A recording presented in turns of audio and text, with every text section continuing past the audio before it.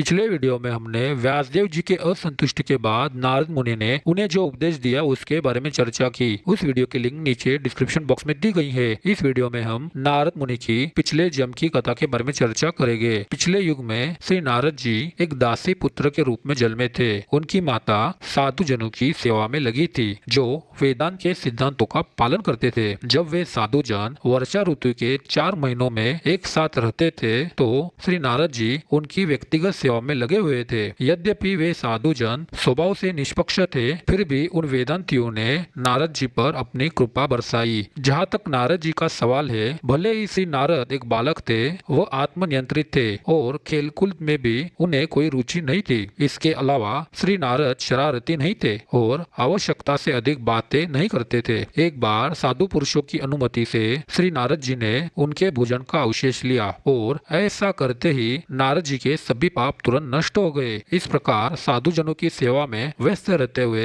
नारद जी का हृदय शुद्ध हो गया और उस समय संतों का स्वभाव नारद जी को आकर्षक लगने लगा। उन महान वेदांतियों की कृपा और उनके संग में रहने से नारद जी को भगवान श्री कृष्ण की आकर्षक लीलाओं को सुनने का अवसर मिला और इस प्रकार मन लगाकर सुनते हुए नारद जी के मन में भगवान की लीलाओं को सुनने की रुचि प्रत्येक चरण में बढ़ती गई। जैसे ही नारद जी को भगवान की लीलाओं का स्वाद मिला, उनका ध्यान भगवान की लीलाओं को सुनने में दृढ़ हो गया और जैसे जैसे नारद जी की रुचि बढ़ी, नारद जी को यह अनुभव हुआ कि केवल उनके अज्ञानता के कारण ही उन्होंने स्थूल और सूक्ष्म शरीर को स्वीकार किया था। इस प्रकार वर्षा ऋतु और शरद ऋतु के दौरान नारद जी को उन महान आत्माओं के संग में रहकर भगवान श्री हरि की शुद्ध महिमा को निरंतर सुनने का अवसर प्राप्त हुआ। जैसे जैसे नारद जी की भक्ति सेवा का प्रवाह शुरू हुआ, नारद जी के भीतर से रजोगुण और तमोगुण का आवरण समाप्त हो गया। श्री नारद उन महान संतों के प्रति अत्यंत आसक्त थे। नारद जी का व्यवहार विनम्र था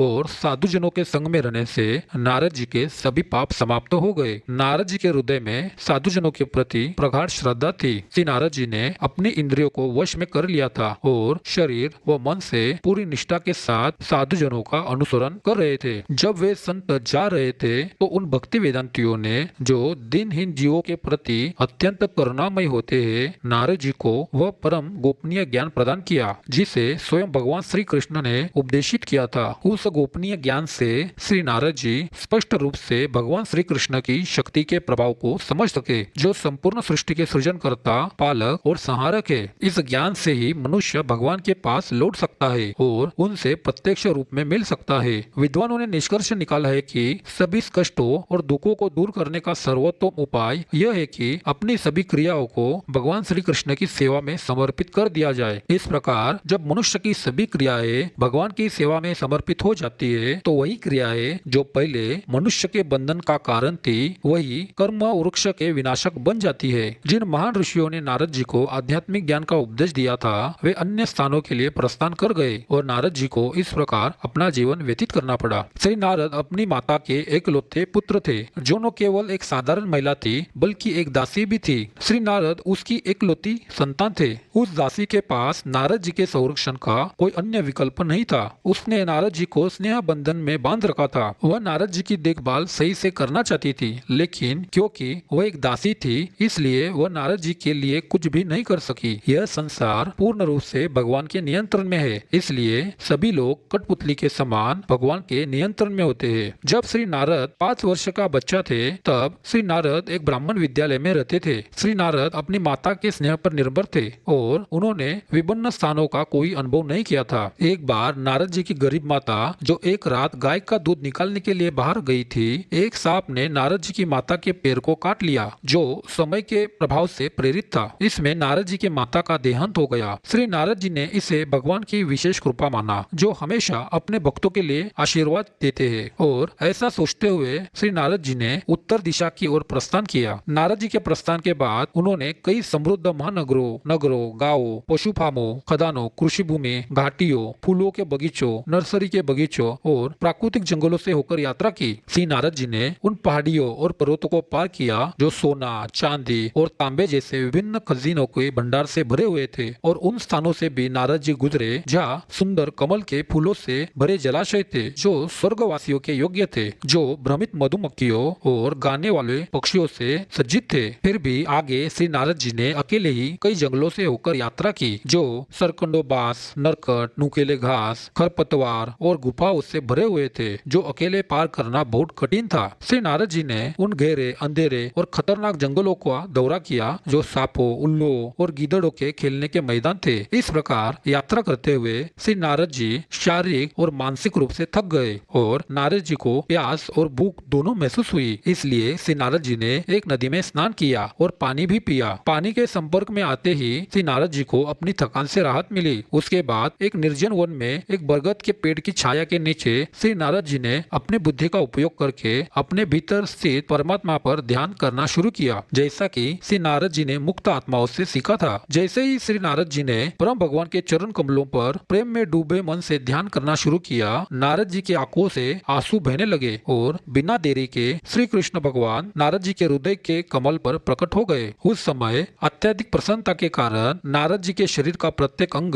प्रफुल्लित हो उठा। आनंद के सागर में डूबे हुए श्री नारद जी न तो अपने आप को देख सके और न ही भगवान को। भगवान का वह पारलौकिक रूप एक बार में सभी मानसिक असंगतियों को मिटा देता है। उस रूप को खो देने पर श्री नारद जी अचानक उठ खड़े हुए, जैसे कि जब कोई प्रिय वस्तु खो जाती है तो स्वाभाविक रूप से व्याकुलता होती है। श्री नारद जी ने पुनः उस दिव्य रूप को देखने की इच्छा की, लेकिन बार बार ध्यान केंद्रित करने के प्रयासों के बावजूद भी श्री नारद जी उस रूप को फिर से देख नहीं सके और इस प्रकार असंतुष्ट होकर श्री नारद जी बहुत दुखी हो गए। नारद जी के उन प्रयासों को देखकर उस निर्जन स्थान में जो भगवान सभी लौकिक विवरणों से परे है, उन्होंने गंभीर और मनमोहक शब्दों में नारद जी से बात की ताकि नारद जी का दुख कम हो सके। भगवान ने कहा, मुझे खेद है कि इस जीवन काल में तुम मुझे फिर से देख नहीं पाओगे। जो सभी भौतिक मलिनताओं से पूरी तरह मुक्त नहीं है, वे शायद ही मुझे देख पाते हैं। हे धर्मात्मा, तुमने मुझे केवल एक बार देखा है और यह केवल इसलिए है कि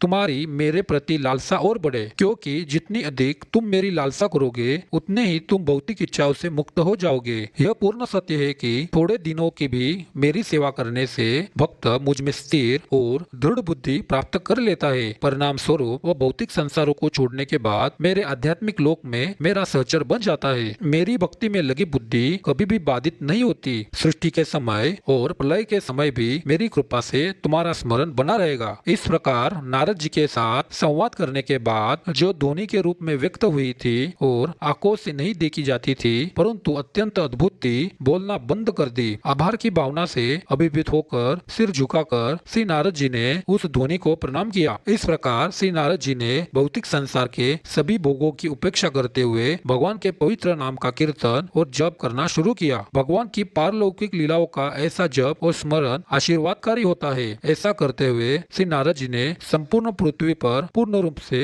संतुष्ट, विनम्र और ईर्ष्या रहित होकर यात्रा की। और इस प्रकार समय के साथ नारद जी जो पूरी तरह से कृष्ण के ध्यान में लीन थे और इस प्रकार किसी भी बंधन से मुक्त हो गए थे, मृत्यु को प्राप्त हो गए। जैसे कि बिजली और प्रकाश एक साथ होते हैं। मृत्यु के बाद नारद जी को परम भगवान के सहचर के अनुरूप एक पारलौकिक शरीर प्रदान किया गया और इस प्रकार श्री नारद जी ने पंचमहाभूतों से बने शरीर का त्याग किया और इस प्रकार उनके सभी कर्मों के फलों का अंत हो गया। सहस्त्रावधि के अंत में परम भगवान नारायण जो जल में लेटे हुए हैं, उन नारायण के शरीर में ब्रह्मा उनके साथ सृजन के सभी तत्वों को लेकर प्रवेश करने लगे और श्री नारद जी भी नारायण के श्वास के साथ प्रविष्ट हो गए। 100 वर्षों के बाद जब ब्रह्मा फिर से भगवान की इच्छा से सृष्टि करने के लिए जागृत हुए, तो मरीचि, अंगिरा, अत्रि आदि ऋषि ब्रह्मा के पारलौकिक शरीर से उत्पन्न हुए और श्री नारद भी उनके साथ प्रकट हुए। तब से सर्वशक्तिमान विष्णु की कृपा से श्री नारद बिना किसी प्रतिबंध के सभी स्थानों पर यात्रा करते हैं, चाहे वो आध्यात्मिक लोक हो या